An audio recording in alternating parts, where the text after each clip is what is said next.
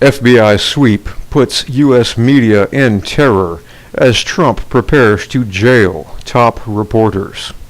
By Sorcha Faal, February 15, 2017. WhatDoesItMean.com.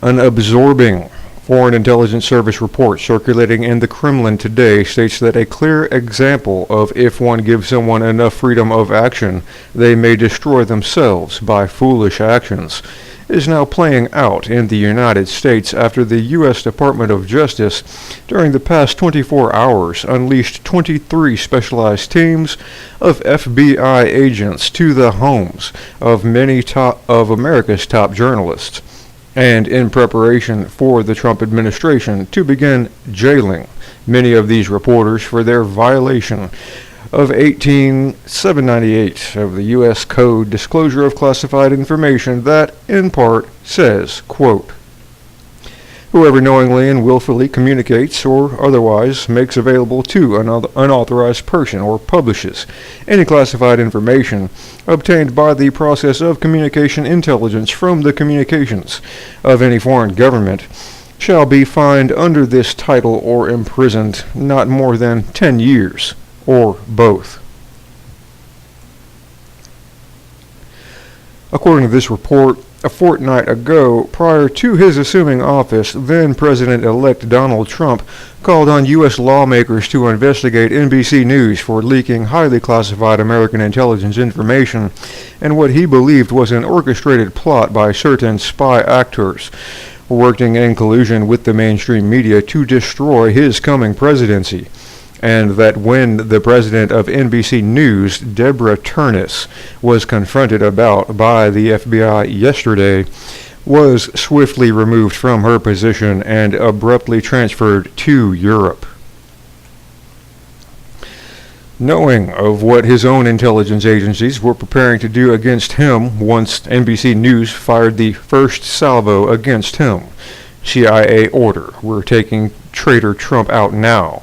Trump, who says intelligence community giving out classified information to press like candy, aided by former U.S. Army General Michael Flynn, who was the U.S. military's top spy master, deployed a classic canary trap maneuver against these spy actors and their journalistic abettors. And that is a method for exposing an information leak by giving different versions of sensitive information to each of several suspects and seeing which version gets leaked. The main bait deployed in this Trump-Flynn canary trap maneuver was through an innocuous telephonic conversation General Flynn initiated with Federation Ambassador Sergei Kislyak after the Obama regime had placed sanctions on Russia, and that General Flynn correctly detailed the substance of by his stating, quote, "It wasn't about sanctions, it was about the 35 guys who were thrown out, so that's what it turned out to be. It was basically, look, I know this happened, we'll review everything. I never said anything such as, we're going to review sanctions or anything like that."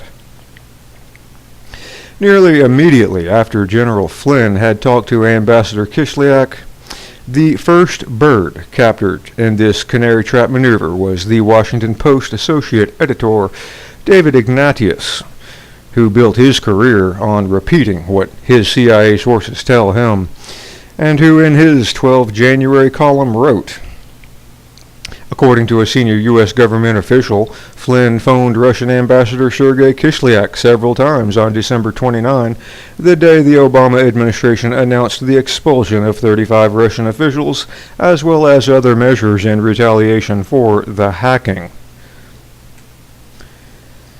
Swiftly following David Ignatius into the Trump-Flynn canary trap were numerous other birds who have self-identified themselves as being from every mainstream media newsroom in America, including the New York Times, who just yesterday published.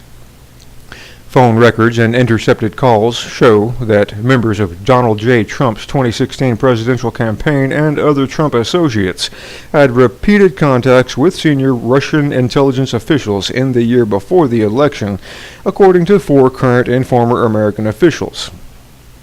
and that the Kremlin responded to by saying, "Let's not believe anonymous information. It's a newspaper report which is not based on any facts."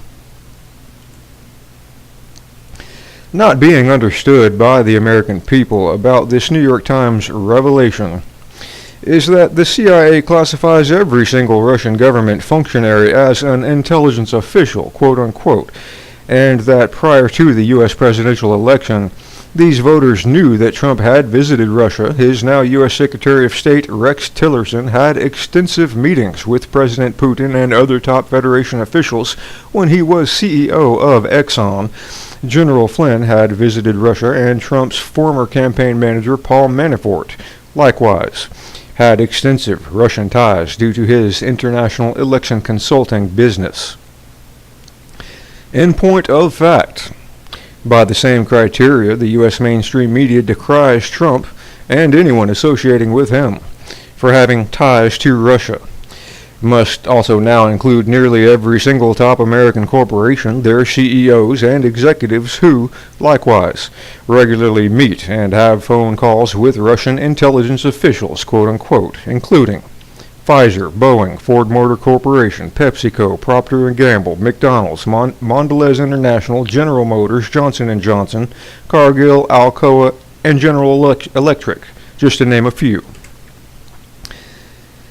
As it would be insane or beyond belief for any normal person to believe that the tens of thousands of American citizens and business leaders who daily visit Russia and make phone calls there too are all spies working for the Federation, the truest reason for these U.S. mainstream media journalists fanning the flames of Russia hysteria against Trump has nothing at all to do with reality, but instead has everything to do with their wanting him impeached from office.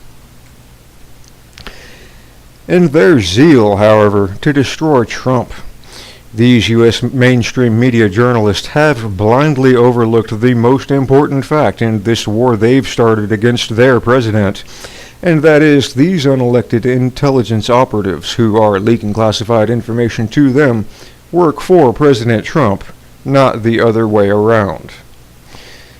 And though a relatively small number of Trump's unelected intelligence operatives have, indeed, been colluding with the U.S. mainstream media to bring him down, these journalists and their publisher leaders have failed to notice at their peril that at their president's side to command is at least 1,270 government intelligence organizations, 1,930 private intelligence companies in 10,000 locations in the United States, who are presently working on counterterrorism, homeland security, and intelligence, and that when added together as a whole includes over 854,000 Trump loyalists holding top-secret clearances and who are sworn and ready to defend him.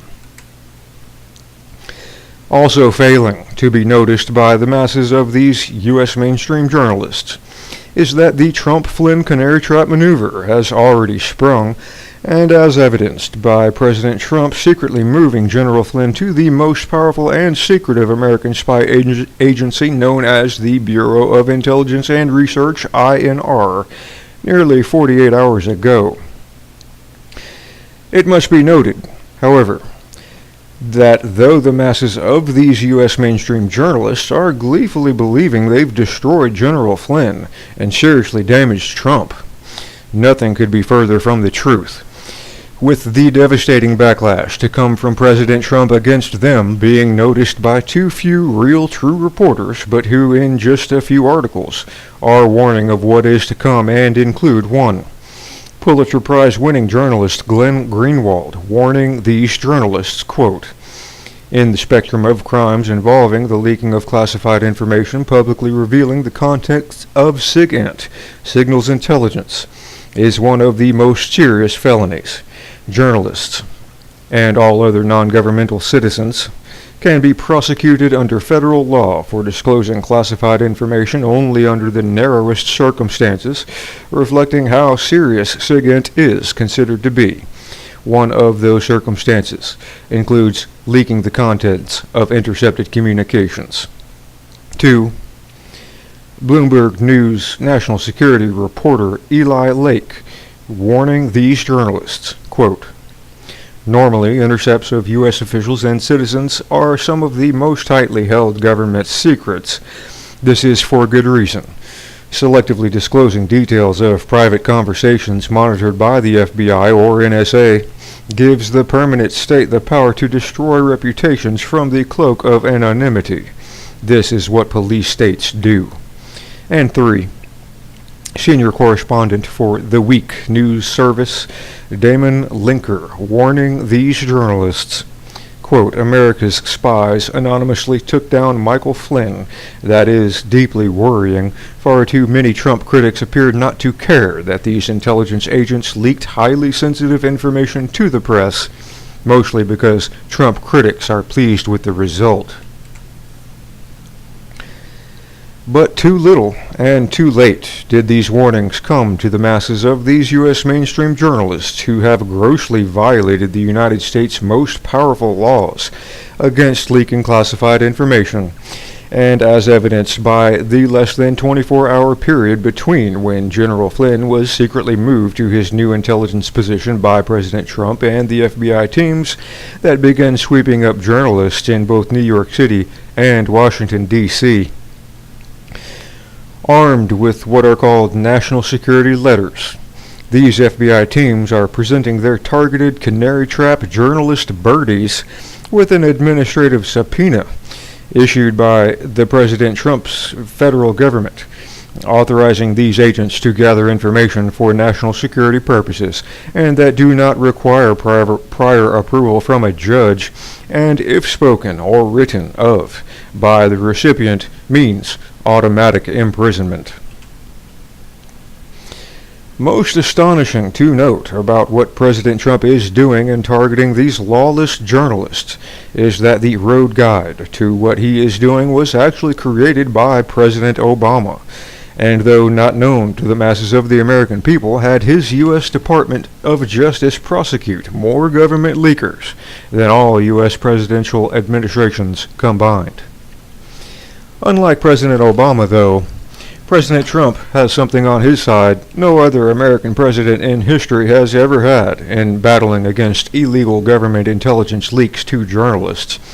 A stunning new poll showing that the American public now says that their trust and confidence in the mass media to report the news fully, accurately, and fairly has dropped to its lowest level ever recorded in Gallup polling history.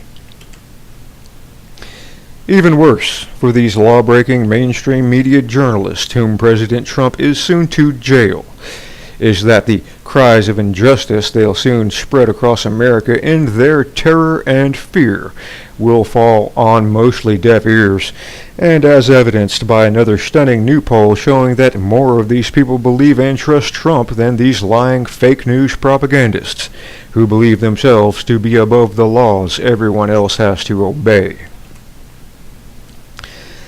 And in the preparations now being done for his jailing of these journalists, President Trump has begun to assemble his action team, and that includes his former Republican Party presidential campaign foes, Governor Chris Christie and Senator Marco Rubio, both of whom are the first guests Trump has had to a private dinner meeting at the White House since his taking power, and with Governor Christie being one of the most powerful U.S. district attorneys against public corruption, and Senator Rubio being a top member of the U.S. Senate Select Committee on Intelligence, these CIA-led propagandists will soon realize the brutal truth of the old American maxim, no one is above the law.